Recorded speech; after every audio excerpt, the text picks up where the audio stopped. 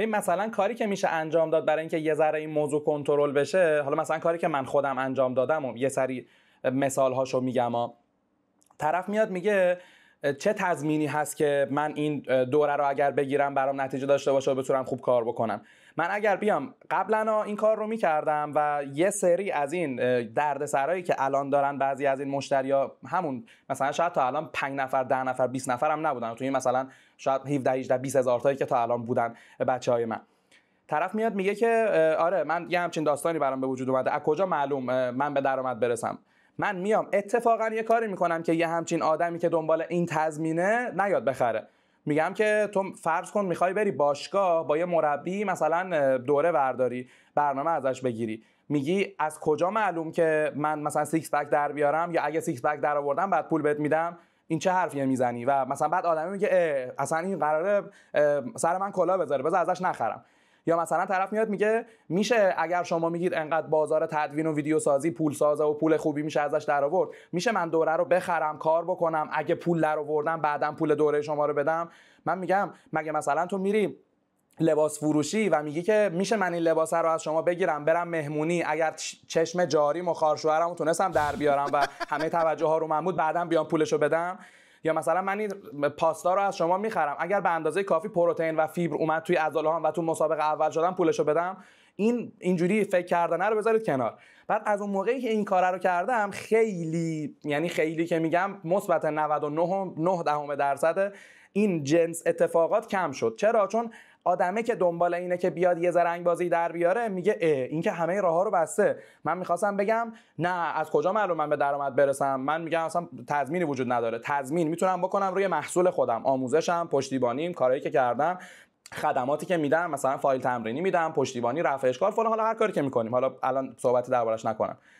من رو اونا میتونم تضمین بکنم. یه بخش این که تو موفق بشی یا نشی خودتی، که بشینی اونا رو ببینی، تمریناشو انجام بدی، به اون نتیجه برسی. مثل اینی که آقا من یه مربی بدنسازی ام، من بهت برنامه میدم، میگم انقدر فیبر بخور، انقدر پروتئین بخور، این وعده‌های غذاییت اینجوری کن، رابطه جنسیت اینطوری باشه، خوابت اینطوری باشه. تو همون موقع میری تو کلاب یهو حالا یه کاری میکنی، همون موقع مثلا شب تا صبح میشینی گیم میزنی با رفیقت. خب همه اونا رو داری خراب میکنی. کار من به درستی انجام شده. یه پایه این که این اتفاق بیفته یا نیفته خود تویی. بعد سر همین داستان مثلا تو همون مثال فرشه که تو میگی، طرف خودش اون برگه رو نگاه نکرده و خودش احمق بوده. ولی از اون ور مثلا تو اگر بخوای یه همچین جنس اتفاقاتی رو هی ببری جلو، مثلا تو کار جوهر توی مثلا بازاری مثل آمازون که یه تعداد فروش مثلا چند هزار تا روزانه هست، یه ذره بحث متفاوته که از طریق پلتفرم فروخته میشه ها. اینور مثلا صحبتی که من میکنم بیشتر روی کارهای خدماتیه، حالا یا خدماتی مثل مثلا آرایشگری، تدوین، عکاسی، فیلمبرداری، لوله کشی فلان، یا خدمات آموزشیه، یا خدماتی که کار انجام بشه. با این کار ما آدمای دردسرآفرین رو دور میکنیم و اون آدم که قراره بعداً دردسرآفرین بشه میره سراغ یه نفری که این راه‌ها رو باز گذاشته. این خیلی میتونه کمک کننده باشه که بچه‌ها الکی راه‌ها رو باز نذارن. مثل اینه که مثلا حالا من مثال امیر تتلویی باید بزنم برای این داستان که میگه آدم الماسش رو میز نمیذاره بعد بگه مثلا چرا فلانی الماس منو دزدید، که مثلا طرف دوست دخترشو، مثلا زنشو، مامانشو، فلانشو با یه مرد غریبه تنها میذاره یه جایی، بعد هی نگران اینه که وای نکنه چه اتفاقی بیفته. خب آقا تو خودت اون باعث اون اتفاق شدی و راه رو باز گذاشتی. ما هم توی مشتری دردسرآفرین اگر خودمون حواسمون باشه، بالاخره یه ما 2 ماه 6 ماه که کار میکنیم سناریوهای مختلف میاد دستمون، اشتباهات رایج میاد دستمون، سوالات متداول میاد دستمون، از همون طریق میایم اون راههای اشتباه رو میبندیم و خیلی راحت میتونیم کنترلش بکنیم که الکی مجبور نباشیم به آدمایی که دردسرآفرینن خدمات بدیم و پول مفتی بدیم، کار مفتی بهشون بدیم.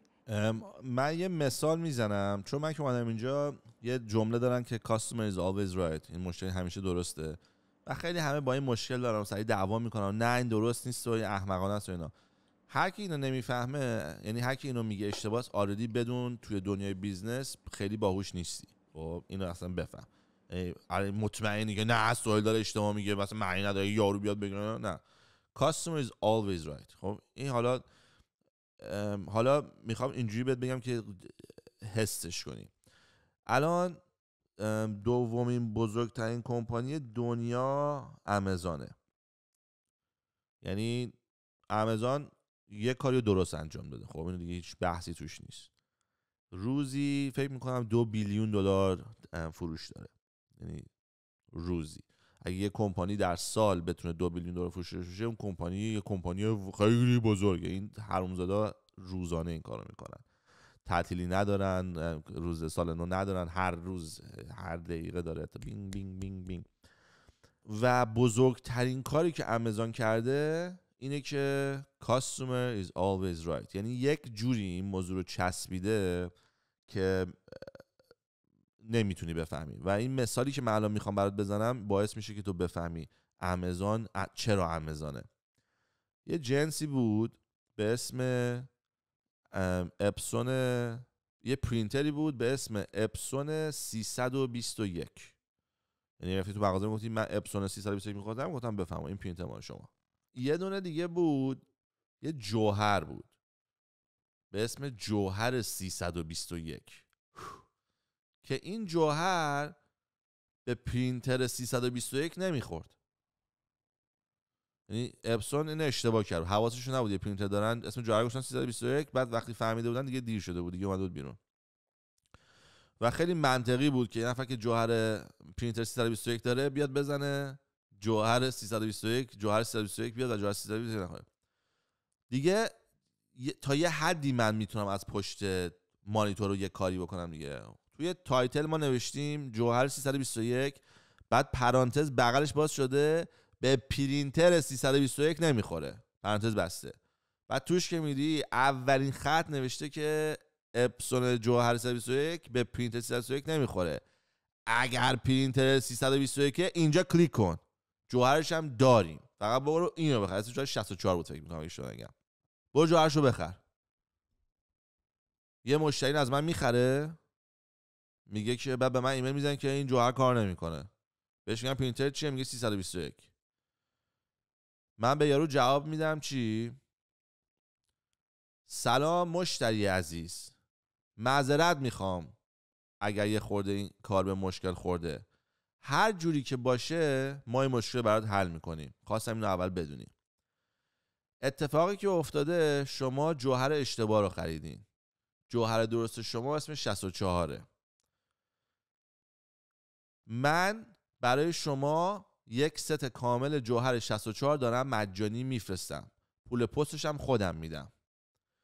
این جوهرهای 321 هم که دستته بری سطل آشغال، یا اگر کسی رو میشناسی که پرینتر اینو داره، این جوهر به اونا میخوره، میتونی به اونا کادو بدی. آمازون اکانت منو بست، گفت به مشتری گفتی تو جوهر اشتباه خریدی.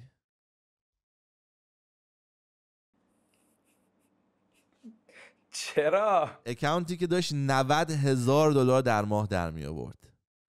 $90,000 داشت در می آورد. گفته چی؟ مشتری اشتباه خریده؟ مشتری هیچ وقت نمیتونه اشتباه خره. بعد من نگفته بودم که اشتباه خریدی به تخمم، نگفته بودم خب پسش بده. گفتم نمیخواد پس بدی، جوهر درستم دارم برات میفرستم، فقط خواستم ادوکییتتم بکنم که 6 ماه دیگه میای بخری دوباره نره تو پاچت، چون این موضوع غیر عادیه، باید واسه توضیح بدم. و هیچ جوری من نمیتونم به تو توضیح بدم. اگه بگم آقا جوهری که خریدی اشتباهه، چه جوری بگم؟ چه چیز دیگه میتونم بگم؟ جوهری که شما خریدین جوهر شما نیست، خب اشتباهه. یعنی هر جوری تو از دری بدی تو باید به یارو بگی اینو اشتباه خریدی، چون یارو اشتباه خریده، به خاطر اپسون اشتباه کرده. من نگفتم چه احمق اشتباه کردی، گفتم فقط بذار بدونی چه جوری این اتفاق افتاده و منم دارم میلیسم تو همه جوری دارم، تو هیچ کاری نمیخواد، حتی پس نمیخواد بدی. ببین الان مشکل از طرف اپسون بوده که اصلا اونو تولید کرده، بعد مشکل آمازون بوده که بعد توضیح داده، بعد مثلا 8 لایه گذشته بعد رسیده به تو لاکار شدی. و نکته که اینجا هست اینه که من اگر جای اپسون بودم هیچ وقتم باز نکرد کندام، یعنی هر چه گفت نه اکانت بسته موند، بست. گفت ما ببینیم سلری این کانسپت رو نمیفهمی که customer is always right، تمومه. من اگر جای اپسون بودم اون محصوله رو دیگه تولید نمی کردم، چون باگ تولید محصولشون بوده دیگه. اونم میدونی یه اتفاقی که افتاد، اونا یه جوهر درست کردن اسمشو گذاشتن 120، بعد سال بعد کردنش 220، بعد سال بعد باید میکردن 320. بعد 320 سیاهش میشه 321، آبیش میشه 322، 323، 324. برای چون تو ریتمی رفته بودم من این پرینتر 321 5 سال پیش اختراع شده بود. برای همین اپسون دیگه اون جوهره رو اصلا نمیفروخت. برای اپسون مشکلی نداشت. میفهمی چی میگم؟ چون اپسون اون پرینتر رو 5 سال نمیفروشیم دیگه. حالا یه چند نفر موندن، حالا اوکی اونو تصفیه میشن میاد توی مغازه.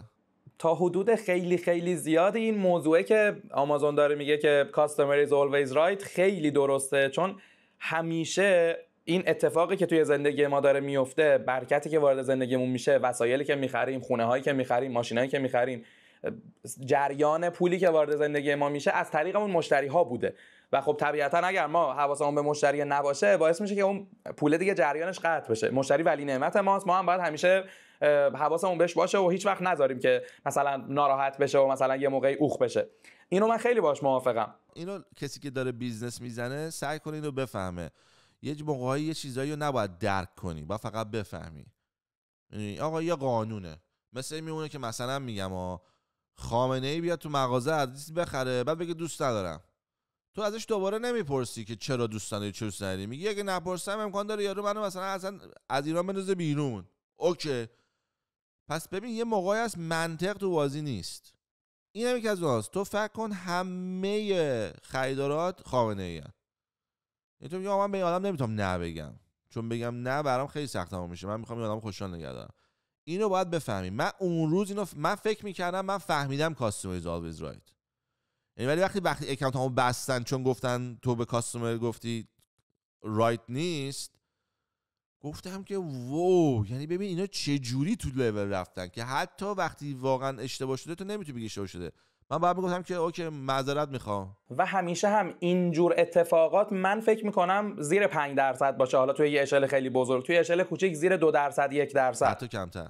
و باید تومونشو بدیم دیگه. گاهی اوقات باید این تومونه رو بدیم. من 1 میلیون کاستومر ایندیویدوال، یعنی مشتری شخصی داشتم. مثلا حالا یکیشون شاید 20 بار از من خرید کرده بوده، کاری نداریم، ولی 1 میلیون یه نفری از من خرید کرده بودن. برای همین من آمار خیلی خوبی دارم که مردم چطوری تو. و من چون تمام داستانم خودم بودم، تمام ایمیل‌ها رو می‌خوندم، تمام من اگه مشکل بود بعد پیج میشد به من. یعنی اگه مشتری میگفت آقا کی میرسه من نمیدیدم ایمیلو، ولی اگه مشتری میگفت جنس من رسیده کجه، اون ایمیل میومد برای من. بچه‌ها سری فورواردش می‌کردن به من جواب میدادم. من مسئول کار درست کردن بودم، چون میدیدم هیچکی نمیفهمه. من همین الان مثلا کسی که کارمو راه میندازه و ویدیوامو ستاپ میکنه و اینو ادمینم، مثلا یه ویدیو گرفته بودیم بعد نوشته بودیم فلان فلان جاهای محروم.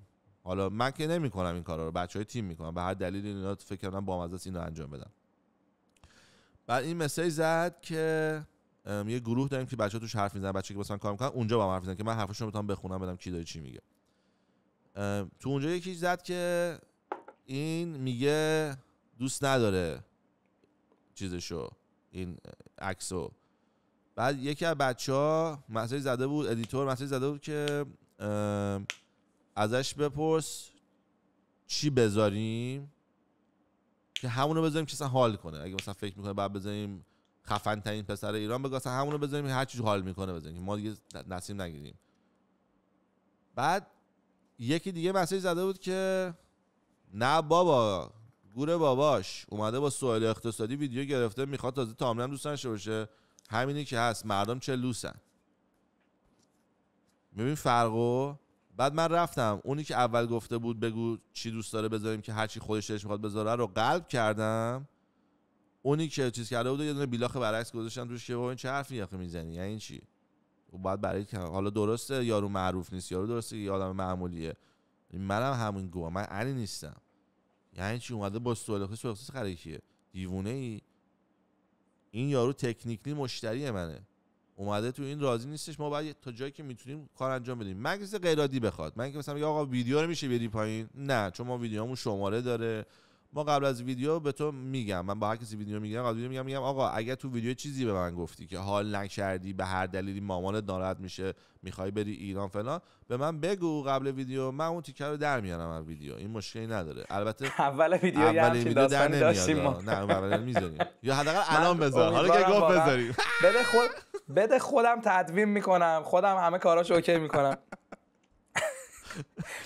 بعد مثلا همون رفیقت حالا آریا مثلا تو سمینار ما بلند میشه میاد آریا پسر میگه محمد مشهدی تو چیه؟ پسر منه. خب خدا رو شکر. بذار قبل از اینم بریم داستان خنده‌دارم بگم. من اومدم اینجا سال 2000. خب ایران سیدی میدی نبود دیگه. تا یک سیدی کسی سیدی اوریجینال می آورد، اوریجینال خیلی چیز بود که اوه سیدی داره توش کاغذش در میونی نگاه می‌کردی از این حرفا. من اومدم اینجا رفتم مغازه سیدی فروشی. بعد وقتی من اومدم اینجا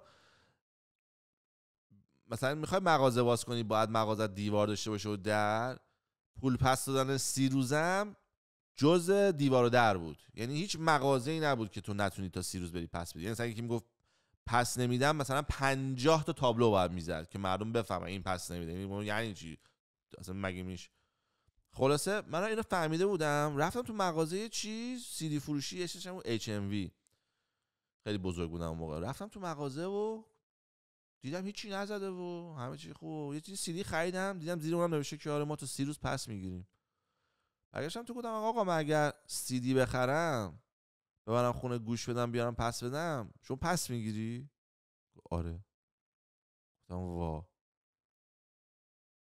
گفت آره. گفتم باز بشه مشکلی نداره؟ گفت نه. خب من همونجا مثلا کریدیت کارتم $1000 لیمیت داشت. سیدی $20 بود. اومدم تا جایی که امکان پذیر بود سیدی خریدم. مثلا 40 تا 50 تا سیدی خریدم. بعد اومدم خونه همه رو باز کردم گوشتم تو سیدی درایوم زدم کپی همه رو کپی کردم همه رو پک کردم برگشتم اونجا پس دادم. بعد یارو کشیری که رسید خب میدونستی که من آدم حروم زاده ایم دیگه گفت برای چی داری پس میدی؟ گفتم دوست نداشتمشون. گفت از 50 سیدی همه رو دوست نداشتی؟ گفتم آره همشون بد بود. بعد سرشو تکون داد شروع کرد پس دادن. میدونی یعنی میفهمید آدمای عوضی پیدا میشن آدم حمال پیدا میشن ولی میگه اوکی دیگه ردش کن. یه دونه دیگه داستانم میگم خیلی این قشنگه. اینو قبلا گفتم ولی انقدر داستان قشنگه اگه هر کسی دوباره بشنوه به نفعشه. رفتم یه مغازه تو آمریکا مرغ به ارگانیک بخرم. تمام وقتی رفتم آمریکا واسه کارم گفتم یه دقیقه مغازه ما میرسم مرغ ارگانیک هم میخرم. برام تو مغازه خلاصه 5 تا 6 تا کیسه خرید کردم. مثلا مرغ ارگانیک قرار بود مثلا به خاطر اینکه پول سیو کنم این کارو کردم. داشتم مثلا خیلی می‌خواستم اقتصادی زندگی کنم. خیلی کار اشتباهی این کار نکنم ولی حالا من اون موقعش هم می‌کردم. خواستم خیلی اقتصادی زندگی کنم. بعد مرغ تو آمریکا ارزان‌تر بود. رفتم مرغو بخرم تو آمریکا مثلا مرغی که تو کانادا می‌خواستم بخرم مثلا چه می‌دونم بود $70 اگه می‌رفتم آمریکا میشد $50. وقتی رفتم آمریکا $300 خرید کردم. خب یعنی آردی $300 دیگه اون $20 سود اصلا از بین برد دیگه. من انقدر چطور دیگه لازم داشتم خریدم. بعد که اومدم خونه دیدم مثلا مرغا نیست. مثلا مرغا رو نیاوردم. این مرغا تو مغازه جا گذاشتم. گفتم ای مادر تو سرویس مثلا این مرغا فقط رفتم. من یه سری آشغال دادم که نمیخوام مرغا هنوز ندارم. ریدم تو این سرم با این سیو کردنم. بلند شدم فردای پس فردا شدم چند روز بعدش دوباره واسه کار رفتم اونجا کارامو کردم رفتم جنسامو میبردم آمریکا دراپ میکردم. بعد رفتم توی مغازه و گفتم آقا من این رئیس رو میخوام بدم. رئیسم یا مرد سفید پوست مسنی اومد و گفت چیه؟ آقا من هفته پیش جمعه اینجا بودم 6 تا بسته مرغ ارگانیک خریدم. بعد 6 تا بسته زیاده چون مثلا بستهش مثلا دونه چه میدونم $20 6 تا بسته مثلا زیاد میشه چون گفتم اومدم بخرم فریز کنم دیگه. بعد گفتش که آره نگران نباش ما وقتی چیزی اتفاق زیاد میفته مردم جا میذارن ما اینجا یه کاغذ داریم مینویسیم جنسو میذاریم سر جاش بعد وقتی تو بیای بهت میدیم. گفتم آه چه خفن. من از اون پنجشنبه ساعت 2 اینجا بودم. رفت باز کرد اون دفترشونو گفت ببین پنجشنبه هیچ کسی مرغ جا نذاشته اینجا هیچ کی ننوشته مرغ جا مونده. گفتم چه عجیب. گفتم بعد گفت رسید داری؟ گفتم نه چون من میرم کانادا رسیدو میندازم دور که مرز مثلا گیری نده به چیزی رسیدو بخوام نمیبرم. بعد گفت چه سالی بود؟ مثلا دوربین مدار بسته اینا هم داشت یا نه مال قبله؟ مال قبله. بعد گفت اوکی. بعد همین که داشتیم میگفتیم اوکی داشتیم با راه هم میرفتیم حرف میزدیم رسیدیم به قسمت مرغا. بعد 6 تا مرغ برداشت 6 تا بسته مرغ. بعد من یهو تعجب کردم گفتم چیکار داری میکنی؟ گفتیم مگه نگفتی 6 تا بیشتر کمتر بود؟ گفتم نه 6 تاش درسته برای چی داری برمی‌داری؟ خب بدم به تو دیگه. گفتم نه کاغذت نوشته من نه رسید دارم، برای چی داری من میدی؟ گفت ببین دو تا حالت داره، یا داری دروغ میگی یا داری راست میگی. من که تو رو نمیشناسم، چرا بیام فکر کنم داری دروغ میگی؟ چقدر احمقانه از منه که من بخوام اونو انتخاب کنم. من دارم تو دیل میکنم یه جوری 50-50 واسه من دیگه. خب من اینو انتخاب میکنم. من واقعا هیچ جوری نمیدونم تو داری راست میگی یا نه. اصلا نمیدونی اون روز چقدر من از این آدم درس یاد گرفتم. من این مثالو به هر جایی چقدر خفن بوده. خیلی حرف قشنگی زد. گفت من که نمیدونم تو داری راست میگی دروغ میگی، چرا بیام دروغ رو انتخاب کنم؟ دمت گرم. منم واقعا دروغ نمیگفتم.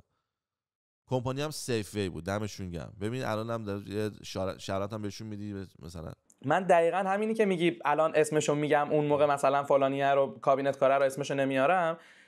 یه سال تقریبا من الان اینجا استانبول دارم زندگی میکنم. توی اون یه ماه دو ماه اولی که من اومده بودم اینجا، اولا که تو مثلا 2-3 هفته اولش هی ایر بی ام بی از این ور به اون ور خونه های مختلف و اینا، تا اون جایی که دیگه مثلا من یه خونه ای گرفتم که دیگه یه ذره موندگار شدم. صحبت من با اون املاکیه، خانم املاکیه این بود که آره من اینجوریه شرایطم و میخوام خونه بگیرم و این کارو بکنم. حالا توضیحاتی که بهش داده بودم و ممکنه بخوام کارام اوکی بشه برم دبی، ولی تو بیس رو این نذار که من میخوام برم دبی و خونه یه ماه 2 ماه به من بدی. من مثلا حداقل 6 ماه به بالا خونه رو میخوام. اینجا یه قضیه‌ای دارن توی اجاره خونه هاشون به نام حالا نمیدونم کسادونه یه همچین چیزی، به معنی مثلا کوتاه مدت، مثلا تا زیر فکر کنم 6 ماه، از اون ور از بعد 6 ماه دیگه مثلا هم کمیسیونشون بیشتر میشه، همین که دیگه مثلا بلند مدت میشه دیگه. قراردادی که من بسته بودم سر اون خونه، اولا که پول کامل از من گرفت، پول کامله که انگار من 6 ماه بستم با اونا، و بعد سر 2 ماه من مجبور شدم بلند بشم. چرا؟ چون صاحب خونه هی بهم میگفته تو ترکیه، حالا نمیدونم کانادا اینطوری هست یا نه، اینطوریه که مثلا هنوز اقامت نداری و هنوز ما کیملیک نداشتیم و مثلا اوکی نبود قضیه، میگه کل پول 6 ماه رو یه جا بده، کل پول یه سال رو یه جا بده. چون مثلا خیلی ایرانیا بودن که میومدن خونه میگرفتن ول میکردن میرفتن ایران، صاحب خونه هم نمیتونه بره تو خونش چون خونه اجاره داده، قرارداد داره با یه نفر دیگه، مثلا 1 سال میگذشت طرف از خونش هیچ پولی نمیتونست در بیاره. سر همین یا تعهد تخلیه میگیرن که مثلا سر 1 سال هم تازه بتونن خالی بکنن، و اینی که مثلا پول 6 ماه رو یه جا میگیرن، پول 1 سال رو یه جا میگیرن. مثلا خونه میخوای بری بگیری 2 ماه دپوزیت باید بدی خونه با وسیله، حالا بی وسیله هم تقریبا هم مثلا 1.5 ماه دپوزیت یا 1 ماه دپوزیته، 12 ماه اجاره باید بدی، 1 ماه هم پول کمیسیون املاکی رو باید بدی. یعنی میخوای بیای خونه بگیری باید 15 ماه اجاره رو بدی. اصلا این چیز عجیب و غریبیه. و منم مثلا تو اون موقع نمیتونستم اون کارو بکنم، هنوز مثلا خونه پول پیش خونه‌مو تو ایران نگرفته بودم، ماشینم هنوز نقد نشده بود، زمینه رو نفروخته بودم، اینا پول نداشتم اون موقع. مثلا به پول اون موقع تقریبا فکر میکنم 1 میلیارد 1.200 اینا میشد. حالا به دلار مثلا فکر کن مثلا 30-40 هزار دلار یه جا من باید میدادم برای اینکه مثلا 1 سال خونه داشته باشم. من نمیتونستم بدم اینو، مجبور بودم این باجه رو بدم که خونه کوتاه مدت بگیرم، چون کیملیک هم نداشتم و مثلا میخواستم تو برج زندگی کنم. برج ها معمولا این مسخره بازی‌ها رو دارن. خونه نرمال آپارتمان میگرفتیم مثلا میداد بدون اینکه پول یه جا رو بگیره و اینا. مثلا تو برج میخواستم زندگی کنم، آره من میخوام استخر داشته باشم، باشگاه داشته باشم، ویوم اینجوری باشه، فلان باشه. اون صحبتایی که الان امروز با هم کردیم که دیگه الان دیگه نمیخوام توی داون تاون زندگی کنم، الان دیگه مثلا برج برام تیک خورده، دیگه دوست ندارم تو برج زندگی کنم. دوست دارم خونه بزرگ خیلی چند مثلا 8 خوابه داشته باشم، کلی دکورای مختلف استودیویی داشته باشم. مجبور بودم تو برج که میخوام زندگی کنم هی باج بدم به این املاکیا، و معمولا هم ترکی هم که بلد نبودم، خیلی کمم انگلیسی بلدن اینا، اینجا با ایرانی ها باید کار میکردم و اونم دیده بود که من دیگه کارم گیره، ترجمه اشتباهی از صحبت‌های صاحبخونه برای من هی می‌کرد و خلاصه کردم تو پاچه من. من مثلا جای دیگه هم نگفته بودم، حالا اگر از بچه‌ای که منو میشناسن می‌بینن دیگه الان بدونن. من سر 2 ماه مجبور شدم پاشم، هم اجاره کلی اضافه تر ازم گرفته بود و هم پول آیدات و قبضا و اینا که هنوز به اسمم نشده بود اضافه میدادم و هم پول املاکی رو کامل دادم و همه این داستانا، و منو به زور بلندم کردن. چرا؟ چون صاحبخونه میگفت باید اگه می‌خوای بمونی پول 1 سالو بدی، یا میگی 6 ماه میخوام بمونم دبی، میخوام برم از دبی هم پشیمون شدم دیگه، اصلا دبی هم دیگه دوست ندارم، کانادا رو مثلا الان دیگه دلم میخواد بیام. اگر مثلا دبی میخوای بری 6 ماه هستی پول 6 ماه رو یه جا بده. اینی که من هر ماه بیام به تو بگم به من پول بده و اینا، من حوصله‌شو ندارم. یه سری صاحبخونه‌ها اینجوریان. داستان این شد که من از اون لحظه به بعدی که این بلا سرم اومد اون خانومه رو بلاکش کردم، دیگه باهاش در ارتباط بودم 100,000 بار. میدونست مثلا من یه ذره 4 نفر میشناسنم و پیج دارم و یه ذره معروفم و خیلی مشتری میتونم براش ببرم و این حال به اندازه خودم، مثلا بلاگر استانبول نیستم ولی مثلا خیلی میتونستم مشتری براش ببرم. ان شاء الله که این ویدیو رو ببینه که بدونه چه چیزایی از دست داده. هی میومد ببخشید و فلان و بیسار، آره اینجوری شده، اون صاحبخونه دبه کرده و فلان کرده. گفتم با به من ربطی نداره این صحبت‌ها، حداقلش اینه که اگه پول 6 ماه هم من گرفتی، پول 4 ماهی که من اینجا زندگی نکردم از کمیسیون پس بدی. در اعصاب خوردی منو، اساس کشیم و هزار تا داستان دیگه‌شو من میبخشم، اون چیزیش که با تو بوده رو باید پول منو پس بدی. بعد مثلا زیر بار نمیرفت، نه نمیشه و ما پولمون رو گرفتیم و به شرکت من پول دادم و به فلانی یه برج دیگه رفته بودم ببینم، از تو اون برجه با مثلا آقای انگلیسی صحبت می‌کردم، اینا مثلا منو معرفی کرد و به اون ایرانیه خونه ها رو من گرفته بودم، به اونم پورسانت دادم و نمیشه و دیگه پول رفته و گفتم اینایی که داری میگی دیگه چرت و پرته. و مثلا چند وقت یه بار پیام صاحب خونه اگه پول 6 ماه داده بودی چه جوری به 2 ماه گفته باید بدی؟ پول 6 ماهو نداده بودم که. بهم گفت من اوکی میکنم که ماهانه پول بدی، چون من نمیخواستم 6 ماه پول بدم، معلوم نبود برم دبی یا بمونم استانبول. بعد الکی گفته بود اینو صاحب خونه. بعدم ما باش حرف میزدیم، حالا انگلیسی و گوگل ترنسلیت و اینا، میگفت من هرگز این حرفو نزدم، من همون موقع هم گفتم اگه میخوای پول بدی باید پول 6 ماهو بدی. بعد این خانومه گفت نه 2 ماه دیگه میره دبی. بعد اون اشتباه ترجمه کرده بود، منم اعتماد کرده بودم به اینی که مثلا من ترکی بلد نیستم این داره ترجمه میکنه، بلد نبودم ترکی. خلاص رفت تو پاچمون. کریسمس هی به من پیام میداد، سال نو را تبریک میگم، عید نوروز را تبریک میگم، آقا بیا مثلا ببینمت صحبت بکنیم.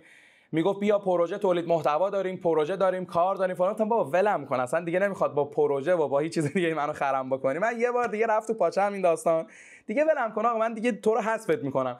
و مثلا همون موقع 2-3 تا از دوستای دیگه من اومدن استانبول، به راحتی من میتونستم خونه‌ای که میخوان بگیرن از طریق این بدم و اون کلی کمیسیون بگیره روی کار املاکش، ولی مثلا از دستش داد. تا حالا مثلا نمیدونم بگم چقدر ضرر کرده، ولی مثلا آن آفیشالی بالای 100 میلیون 200 میلیون 300 میلیون این ضرر کرده، به خاطر اینی که میخواست منو از دست نده به عنوان مشتری و الکی اومد حرف اون صاحبخونه ترکه رو یه جوری چرخوند که مثلا بشه اون حرف من، ولی هم منو از دست داد، همون صاحبخونه رو از دست داد که کلی فوش بهش میداد، گفت من دیگه با این کار نمیکنم، دیگه با این شرکت کار نمیکنم، اینا دروغ میگن، اینا فلان میکنن، میریم با مثلا فلان املاکی کار میکنیم و اینا. منو از دست داد، مالکو از دست داد، پروژه‌های بعدش هم از دست داد، یه انقدی پول فقط گرفت که مثلا سر منو شیره مالیده بود. این خیلی مهمه که ما بدونیم. مثلا تو میگفتی من مکزیک رفته بودم اون هتل، یارو نمیدونست من مثلا فالوور دارم و معروفم و اینا، بعد که فهمیدن مثلا خیلی قضیه عوض شد و اینا. این میدونست که من کلی فالوور دارم، این میدونست که من خیلی مثلا میتونم براش مشتری ببرم و اینا، میدید مثلا دارم استوری میذارم و دارم تولید محتوا میکنم و کلی فالوور دارم، کلی ویو دارم و اینا. بعد نمیدونم چرا بازم این کارو کرد. خیلی چند تا فالوور عجیب بود این داستان. من 205,000 تا 204,000 تا 6,000 تا نمیدونم، پایین و بالا میشه. اون هم می‌خواستم بچه‌ها بدونن که بدونن، یعنی واقعا زیاده. آره یه 200 خورده 1,000 تاه، ولی خب تلرانسش دیگه هست دیگه. خب آقا برعکس این داستان ما بود برای پول پس دادن، برای بعد از اینکه مشتری گرفتی چه جوری بکنی. توی بیزنس بعد از اینکه مشتری میگیری باید بیشتر به مشتری برسی، نه اینکه کمتر بهش برسی یا پولو گرفتی نه. و سعی کن واقعا بفهمی که معنی مشتری همیشه درسته یعنی چی. یعنی اون مثال آمازون من خیلی قویه. این من میگم فکر میکردم فهمیدم و هنوز نفهمیده بودم. اینا که دیدن میگن نه قبول نداریم، دیگه ببین چقدر عقبن. من میخوام بیایم جلو تو بیزنس، چون بیزنس اینجوری کار میکنه. نگاه کن دیگه، آمازون تمام دنیا رو داره تیک اوور میکنه، تنها کاری که میکنن همینه. حالا یه چیزی هم که شده تو آمازون نمیدونم میدونی، مردم مد شده چیزی میخرن بعد فقط آشغال پس میدن، یعنی فقط اصلا توش سنگ میریزن پس میدن و پس میگیرن. و این ضرر آمازون دیگه. آره ضررشه، ضرر نمیکنه، به جون خریده. سیستم زده که عمل میکنه تو پاچه فروشنده. یعنی میاد بعد برای من سنگا رو پس میفرسته، بعد من به آمازون زنگ میزنم میگم آقا این سنگ پس فرستاده، این لیوان پس نفرستاده. بعد آمازون میگه حق با مشتریه. میگه ما نمیتونیم مطمئن باشیم پستچی دزدیده، بابات دزدیده، همسایه پایین عوض کرده قبل از اینکه بخونه، تو داری دروغ به ما میگی. میگه ما نمیتونیم قاضی باشیم بدونیم کی دزدیده. برای همین اگه دوست نداریم به نظرت مشتری ما، چون آمازون به کسایی که توش خرید میکنن میگه مشتری ما، به فروشنده ها میگه حواستون باشه مشتری من دارن از شما خرید میکنن، اینا مشتری شما نیستن. هم حرفی که تو میزدی میگه این مشتری شما نیستن، اینا فقط اونجا اگه شما یه خط بدین ما نفر جایگزین میکنیم. حواستون باشه کسی به شما رویالتی نداره، به آمازون رویالتی داره، لویالتی. بعد میگه اگه فکر میکنی مشتریای ما دزدن، خوب نیستن، سنگ پس بدن، ما کار نکن، نفروش. جسوتو بیار پایین، نفروش. من الان یه سری وسیله برای این اوزموم خریدم، آمازون پاکت تیری که گرفتم، کیف و نمیدونم فیلتر اندی و کلی مثلا خوردریز از اکسسوری براش گرفتم، یه مثلا 4-5 هزار لیره شده. باید تست بکنم ببینم سنگ بهشون پس بدم چی میشه داستانش. برای ترکیه نمیدونم کار بکنه یا نه. من همیشه مخالف بودم از این اطلاعات بدی، ولی چون که دیگه میاد اطلاعات بیرون، چرا که ما ندیم. توی آمازون اگر زیر $300 جنس بخری جنسشو نگاه نمی‌کنن. یعنی تا 250 جنس بخری سنگ پس بفرستی قبول میکنه. حالا سنگ پس نفرستی دیگه، نامرد. مثلا لامپ میخری، لامپ کهنه ها رو پس بفرستی. بیزینس جدید، فروش سنگ به آمازون. یکی کرده بود دیگه، یکی از کارمنداشون برای 3 ماه که کار میکرده هیچ جعبه‌ای رو دلیور نمیکرده، همه چی میورده خونه خودش میزده دلیور، هم میزدن دلیور نشده، یعنی میبرده اونجا میذاشته عکس میگرفته و میذاشته میرفته، بدون همه جا میذاشته عکس میگرفته میذاره دلیور. بعد تو ای بی مثلا میفروخته، تو فیسبوک میفروخته. آره. بعد آمارش در اومده بود نزدیک نمیدونم یادم یه عدد وحشی دزدیده بود و یعنی میگم آمازون انقدر گنده است اصلا عددش مهم نیست. میگم 2 بیلیون داره روزی میزنه، اصلا اهمیت نداره. و میگم همه رو دایورت کرده تو باسن فروشنده، صفر ضرر داره واسه اکچولی سود داره واسه آمازون. این کثافت کاریش اینجاست باحاله. من الان اینو میفرستم میشه آمازون میگه اوکی اینو فرستادی 5 سنت بده من اینو بگیرم، 10 سنت اینو روزی واسه نگه میدارم. بعد که نگه میدارم حالا من اینو فروختم، میگه اوکی من $3 بده اینو بفرستم به قاسم. برای آمازون $2 خرج داره، یعنی آردی آمازون $1 پول در آورد، یه 10 سنت یه 5 سنت. خب از آمازون پول در آورده جلوه. بعد که اینو من میفروشم $100، یه $15 هم از روی چارج میکنه از من که اینو فروختم. پس یه $15، یه $1، یه 10 سنت، یه 5 سنت. این میره دست غضنفر سنگ میذاره اینو پس میفرسته. پس که میفرسته آمازون یه دونه لیبل دیگه کرییت میکنه، $4 چارج میکنه واسه پس دادن که $3 واسه آمازون خرج داره. منو $4 چارج میکنه، $1 دیگه اینجا در میاره. بعد که این پس میرسه به آمازون یه 10 سنت دیگه میگیره، جنس ریترنی پس گرفته. بعد حالا به من مسیج میزنه که میخوای اینو برات بفرستم خونت یا بندازم صد آشغال. اگه میخوای بندازم صد آشغال 10 سنت خرجشه، اگه میخوای واسه پس بفرستم یه $4 دیگه که دوباره واسه آمازون $3 خرج داره ولی $1 در میاره. یعنی آمازون تو این پروسس اصلا ناراحت نیست تو سنگ پس بفرستی، یعنی به هیچ عنوان ناراحت نیست. تا اینکه دولت بیاد بگه آقا دهن مردم سرویس که بس کن دیگه. تا روزی که دولت نیاد اینو قانون بحث کنه که مثلا حالا نیست، چون همه الان زیر بقول شامبولانس آمازونن، هیچ اتفاقی قرار نیست بیفته. واسه میگم آمازون ناراحت نیست تو پس میفرستی خودش، فقط فروشنده ناراحته. آمازون هم میگه چون سر من اومده دیگه، من فروشنده بودم دیگه، یارو از من لامپ خرید $400، بعد یه چیزی فرام پس فرستاد که اصلا من نداشتم، قیمتش هم بودش $40. بعد از من به آمازون میگم آقا من اصلا اینو ندارم، این جنس اصلا نمیفروشم، اینو مثلا من لیوان فروش نیستم، یارو من لیوان پس فرستاده و جنس من مثلا بوده $350. بعد آمازون گفتش که ما نمیتونیم مطمئن باشیم که کی این کارو کرده و برای ما هیچ کاری نمیتونیم روش بکنیم، شرمنده. این آمازون هیچ کاری نمیکنه، نه به مشتری مسیج میزنه چی. قبلا یه چیزی آمازون داشت به اسم، هنوزم داره، A to Z گارانتی، که میگه آقا اگه یه چیزی خوشت نیومد، سلر هم میاد میگه نه گور پدرت پولتو پس نمیدم یا هر چی، تو بیا به ما بگو ما پولتو پس میدیم. بعد اینو خب مثلا 2000 اینو خود آمازون داشت میکرد، من هر چی میخریدم میزدم A to Z، هر چی میگفتم من حال نکردم بده من.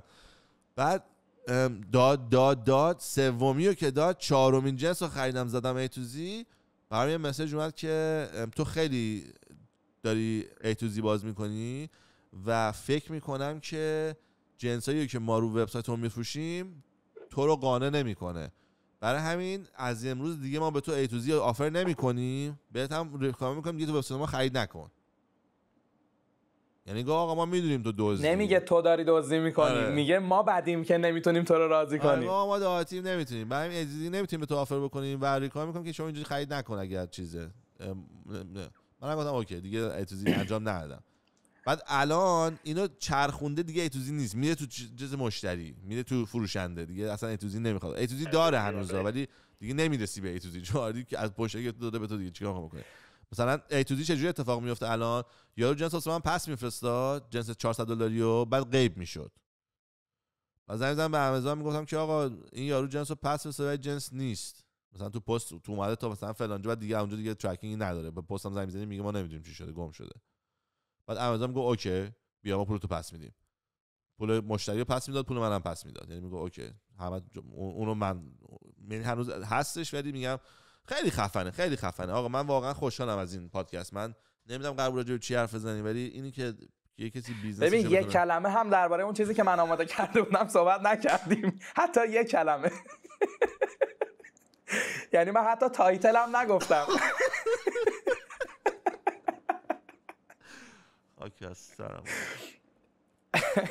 منم واقعا خیلی همیشه اینطوری صحبت کردن و دوست داشتم. یعنی همیشه من اینطوری هم که درباره رندوم ترین کلمه میشینم ساعت‌ها صحبت میکنم. یعنی یکی از تواناییایی که خدا به من داده که میتونم درباره هر چیزی صحبت بکنم. و اینم الان همینطوری شد دیگه. مثلا یهو بی برنامه رفتیم درباره ریفاند و پالیسی‌های مختلف بازگشت وجه صحبت کردیم. آره بعد مثالای قوی توضیح چرا مهمه. نگه مثلا فقط بچه‌ها ریفاند خیلی خوبه، بیزنس رو کمک میکنه. کمپانیایی که ریفاند داشتن 7% بیشتر میفروختن. نه یه جوری توضیح میدم که اگه کسی بیشتر هم من اینطوری هم تو اینطوری، دوتامون افتادیم به هم دیگه وحشی. عالی بود عالی بود. آقا برعکس دمتون گرم، امیدوارم خوشتون اومده باشه. دمتون گرم. ما اگه باحال باشه موضوع یه ویدیو دیگه ضبط می‌کنیم برای موضوعی که قرار راجبش اوریجینالی صحبت بکنیم. دمتون گرم. چاکس.